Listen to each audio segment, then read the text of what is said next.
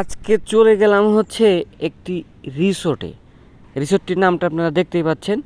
Ticket কাটলাম, ticket কাইটা হচ্ছে ভিতরে ঢুকলাম। ভিতরে ঢুকে চারপাশে তাকাচ্ছি যে কোথায় কী রাখে, গাড়ি পার্কিং, হচ্ছে বাচ্চাদের খেলা করার জন্য যে জায়গাগুলো রয়েছে, বাচ্চারা খেলা করছে খুব সুন্দর করে।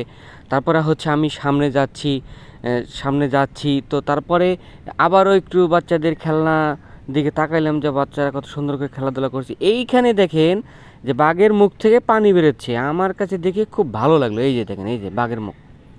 তো এটা দেখার পরে হচ্ছে আমি ঘুরে ঘুরে দেখতেছিলাম, তারপরে চলে গেলাম এই যে একটা ঝর্ণা পার্কে, মানে ঝর্ণার মতো পড়তেছে। আমি একটু ঘুরে ঘুরে দেখার চেষ্টা করতেছি যে এটা কত সুন্দর। তারপরে যে ফ্রিতে দোলনা আছে, দোলনায় একটু ধরলাম, একটু চিল করলাম।